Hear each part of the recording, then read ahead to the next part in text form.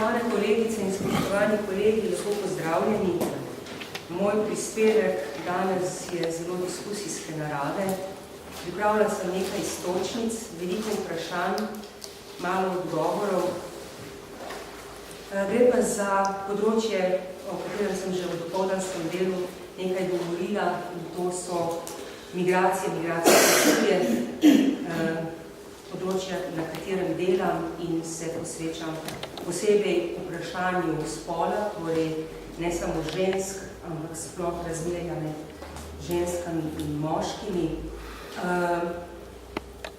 Zelo sem vesela in se zahvaljujem za to povabilo, kajti žensko delo in gospodarstvo v migracijskem kontekstu je zame, pa mogoče tudi za cel inštitut, kjer delam pravzaprav eno neodkrito in neraziskano področje, ker sama sem kulturologinja in se ukvarjam bolj s tem vidikom, je pa seveda bistvena tema in ključen element vseh migracij skozi celo zgodovino človeštva. Če pogledamo tole slikco in če jo damo pogledati komorkoli, strokovnjaku ali nestrokovnjaku, bo v tej sliki zagledal dva migranta s svojimi ženami. In tako tudi je v znanstvenem diskurzu na vseh disciplinarnih področjih bilo do pred 30 let nazaj, do sredine, do recimo okvirno rečeno 1985. leta. Ženske v migracijskih študijah so bile popolnoma odsotne. Niso obstajale oziroma so obstajale izključno kot prtljaga moških, ki so bili migranti po definiciji, kot tiste, ki so ostajale, prihajale za njimi, ki so bile skratka del tistega vzdrževanega gospodinstva oziroma družine. In zanimivo je, da se ta predstava seveda ohranja še danes, ne glede na to, na ta prelom, ki se je zgodil 30 let nazaj.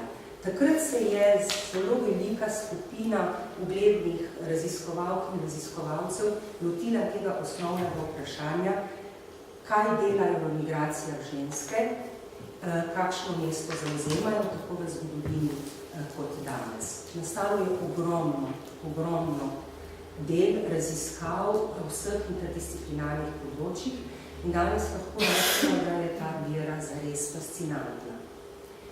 Ampak kaj se je zgodilo? Tudi v 21. stoletju so ženske kot migrantke v zgodovinski perspektivi zapadle v eno najbolj popularno in najbolj odmevno tezo, to je teza o feminizaciji migracij.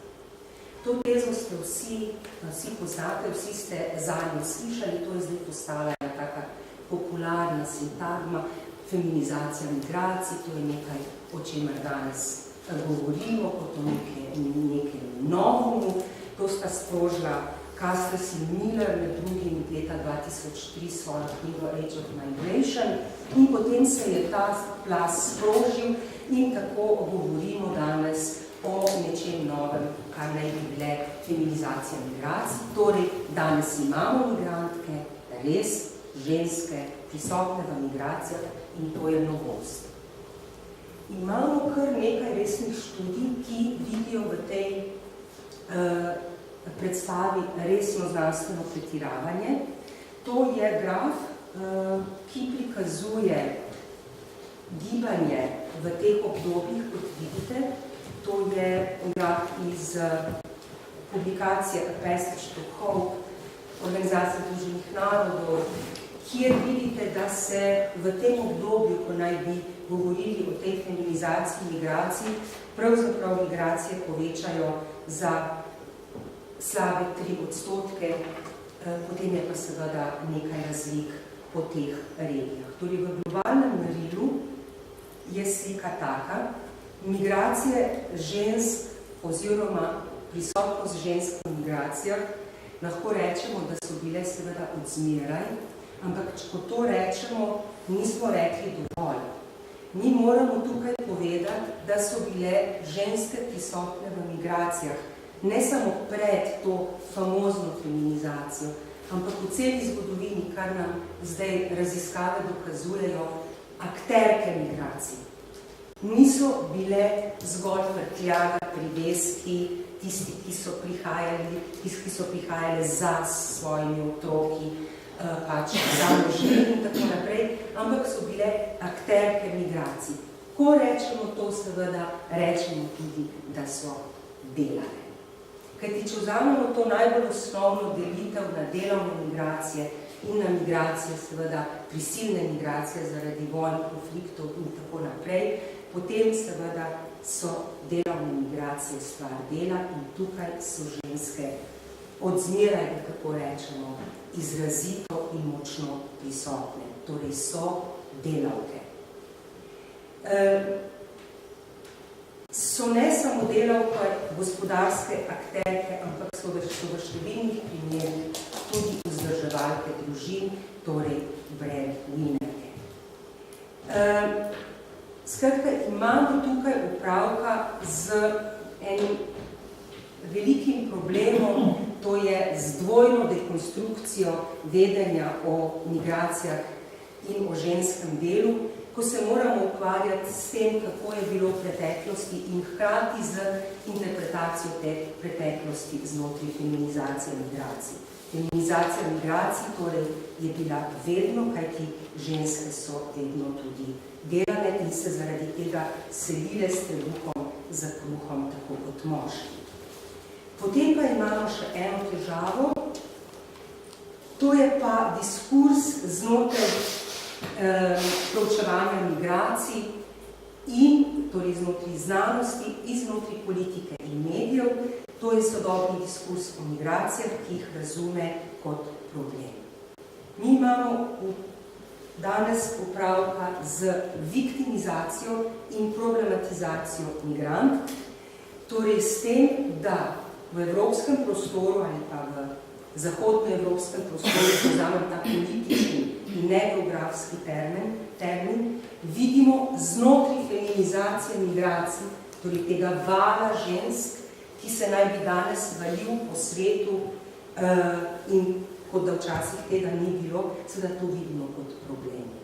Ta problem oziroma viktimizacija ženskih migracij pomeni, da jih ponovno ne vidimo kot delavke, vzdrževalke družin, tiste, ki iščejo delo, ki se vsakodnevno pogajajo za delovne pogoje, ki pošiljajo denar domov ali vzdržujejo družine, ki se udejstvujejo na različnih področjih, seveda gospodarstva, da uporabljam ta termin, ampak jih vidimo in tukaj se boste sami spomnili na medijske in politične diskurze kot žrtve. In sicer viktimizacijski diskurs govori, ko gre za migrantke, o nasilju v družini, o umorih iz časti, o izkoriščanju v industriji seksa in predvsem o traffickingu. Tukaj, kot pravim, imamo dvojni izbris za nazaj in ponovni izbris, ki pač poteka danes, ko o tem govorimo vsak dan. Ne vem, če bi lahko našteli vse članke, vse govore, vse študije, ki so bile posvečene samo pokrivanju žensk, recimo ena taka razvpita tema, seveda migrant, in kako bi bilo, če bi to statistično zračunali in pogledali, koliko je bilo tega istega na temo žensk, ki delajo, ki ustvarjajo dohodek, ki na vse zadnje prispevajo nekaj v gospodarskem razvoju, recimo naših evropskih družb in tudi slovenske. Torej, problematizacija migrant, tukaj sem izbrala samo en citat od Marlu Schroer, ki upozarja, da je tudi tukaj treba videti kontinuiteto, gotovo, veliko, močno, konsistentno zgodovinsko kontinuiteto, kajti problematizacija migrantk, stigmatizacija In viktimizacija je seveda nekaj, kar spremlja migrantke skozi celo zgodovino. Tukaj je omenjen en primer, trgovina z belim blagom iz obdobja okoli leta 1900, ki ima seveda več funkcij. Ena od funkcij je nadzor nad žensko, ki znotraj seveda migracij jasno temu nadzoru konstantno uhaja. Če se torej samo ozremo zdaj na slovensko situacijo, Marjan Drnovšek, kolega iz inštituta, je ocenil, da je bilo migrantk v času množičnega izseljevanja iz Evrope in tudi Slovenije približno 38%. S tem podatkom si prav veliko ne moramo pomagati, to je ocena, ali je točna ali ni, o tem je Alex govoril zelo natančno v dopoldanskem delu. Torej, nikjer jih ne najdemo njih v statistiki. Statistika pač nam enostavno tukaj lahko da popolnoma napačno predstavo. Skratka, smo v nekem polju, kjer lahko ugibamo, dejansko pa vemo, da je na Slovenskem migracij, ki jim lahko rečemo ženske migracije, bilo kar nekaj. Vsi vemo za Aleksandrinke, o njih bom govorila v nadaljevanju več. Tu so potem še Slavnikarce, izrazito ženska migracija iz okolica Domžal. V zadnjem času poznamo tudi Šavrinke, dnevne migracije, ki so prav tako pač že dokaj dobro raziskane. In potem seveda služkinje, o katerih smo danes nekaj malega že slišali, pa bi lahko cel simpozij samo njim namenili, ki so, ko pomislimo na Aleksandrinke, seveda je to samo ena smer, ena destinacija, drugače so služkinje iz celotnega slovenskega etničnega ozemlja, seveda hodile na delo v najrazličnejše evropske kraje, tja do Londona, in to je seveda tudi eno področje, ki zahteva še dodatno raziskovalno obdelavo in upam, da bo do tega prišlo. Če se potem zdaj z stigmatizacijo malo bolj natančno v nadaljevanju ukvarjam, bi predtem samo vam dala za pogledati tale statistični prikaz, ki poskuša za isto obdobje, torej obdobje 1900, prikazati delež žensk v tem istem orientalnem svetu, spodaj so pač še Afrika in Azija, ampak to, kar je tukaj mogoče zanimivo, je, da so v teh številkah zajete seveda tudi ženske iz slovenskega etničnega prostora in da si lahko predstavljamo, da je v teh številkah, kjer kot vidite prevladujejo ženske. In je to mogoče presenetljivo za marsikoga, da so tukaj seveda zajete tudi Aleksandrinke in druge ženske, ki takrat odhajajo v te dele sveta. Torej, množičnost ženskih migracij, jaz mislim, da je nekaj tako tujega našemu razumevanju, da so take številke zares pomembne, ker nam pokažejo, da je neizpodbitno dejstvo, da so na nekaterih mestih v nekem obdobju pravzaprav ženske prevladovale. Kajti, ko govorimo o migracijah ali pa ko govorimo o kateremkoli fenomenu, tako kot smo že danes dopoldne, seveda govorimo o neki dinamiki, ki jo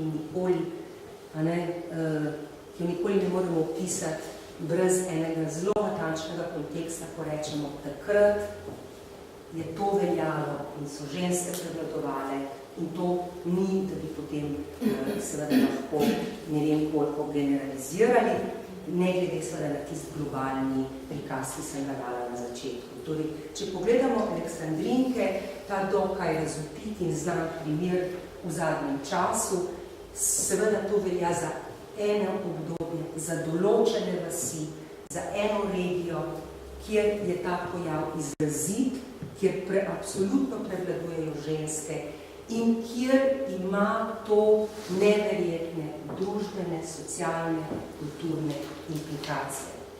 To je zelo, zelo široko področje tega časa. Jaz sploh nimam, jaz sem pravkar oddala knjigo na to temo, ki bo šla v angleščini marca letos in smo v njej poskušali z najrazličnejših jezikov razložiti ne samo, kaj je ta fenomen pomenil takrat, ampak predvsem, kot sami veste, kaj je to pomenilo za nacionalno imaginacijo, za predstavo o Aleksandrinkah danes, za predstavo o migrantkah danes in za predstavo pravzaprav o ženskah, ki delajo danes nasploh.